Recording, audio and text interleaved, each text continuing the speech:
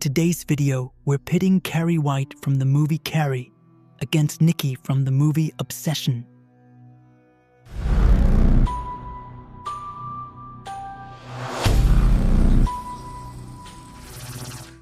A fight between Nikki from Obsession and Carrie's Carrie White would basically become a battle between supernatural, emotional obsession and raw telekinetic destruction. The interesting part is that they're terrifying for completely different reasons. Carrie is power, Nikki is persistence. Carrie White's greatest strength is obvious: overwhelming telekinesis. Once emotionally triggered, Carrie becomes less like a human being and more like a natural disaster. She can throw people across rooms, collapse structures, manipulate sharp objects, ignite fires indirectly through destruction, and create chaos on a massive scale. By the end of Carrie, she's essentially weaponized trauma. The more emotionally unstable she becomes, the more dangerous she gets. Fear feeds her power. But Carrie's biggest weakness is psychological fragility. She's deeply emotional, insecure, reactive, and inexperienced. Carrie doesn't fight like a strategist. She lashes out. Her powers are devastating, but emotionally guided. If someone gets inside her head, confuses her emotionally, or forces hesitation, her control becomes unstable.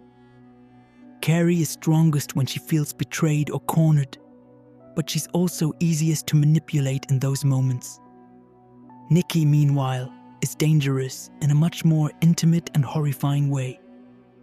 Assuming we're discussing the obsessive supernatural version of Nikki, her strength is emotional fixation elevated into monstrosity. She doesn't really stop. She's relentless.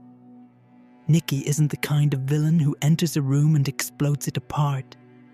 She stalks, manipulates, panics, adapts, cries, pleads, attacks, and keeps coming even after severe injury. Horror villains like Nikki are dangerous because they weaponize emotional closeness and unpredictability. Physically, Nikki likely loses badly in a direct confrontation. Carrie could snap bones, throw her through walls, pin her to ceilings, or crush her internally from a distance. Nikki doesn't possess Carrie's raw, destructive capability, not even close. But Nikki's advantage is psychological warfare.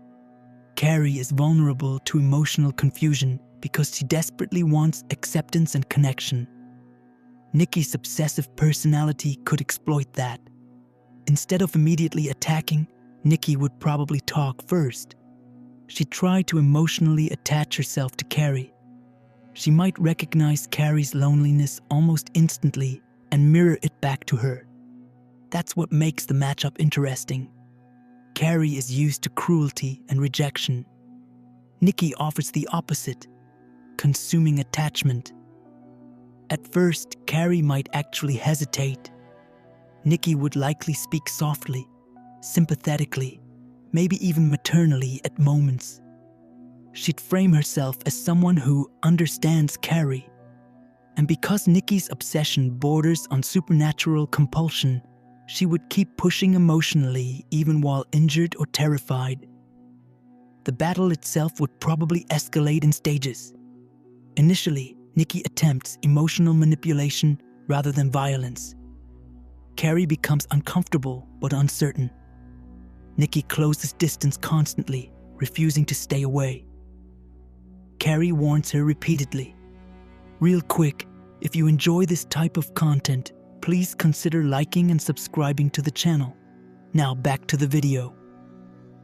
Eventually, Carrie snaps. Once Carrie fully unleashes her telekinesis, the environment becomes catastrophic. Windows implode, furniture tears apart, walls crack, cars outside flip or crash, electrical systems explode. Carrie fights emotionally, not tactically, so the destruction around them becomes excessive collateral damage. Nikki would likely survive longer than expected, simply because horror obsession villains absorb punishment with frightening determination. Carrie might throw her through walls or bury her under debris, only for Nikki to continue crawling forward, bloodied and smiling. But ultimately, Nikki's problem is range and scale. Carrie can kill without touching her. That matters enormously. Nikki's greatest weapon, emotional proximity, requires getting close enough to destabilize Carrie psychologically. But once Carrie crosses from fearful into enraged, the fight becomes nearly unwinnable for Nikki. Carrie's telekinesis is simply too overwhelming. Nikki may survive multiple attacks, but Carrie could eventually suspend her in midair, crush her internally, or collapse an entire building onto her. The aftermath would be horrific. If Carrie won, the surrounding area would probably resemble a disaster zone. Collapsed walls, fires, shattered streets, dead electrical grids, dozens of accidental casualties. Carrie's battles are never contained. They spread. Nikki's damage would be smaller in scale but psychologically uglier. Stalking survivors, manipulating emotions, creating paranoia, forcing people into emotionally suffocating situations before killing them. Carrie destroys environments. Nikki destroys emotional safety. In the end, Carrie White probably wins about 8 out of 10 times. Not because she's smarter, not because she's more evil, simply because her raw power ceiling is vastly higher. Nikki could absolutely unsettle her, manipulate her briefly, maybe even trigger hesitation. But Carrie's telekinesis is too destructive for a close-range obsessive villain to overcome consistently. The terrifying version of this matchup, though, is the other 2 out of 10.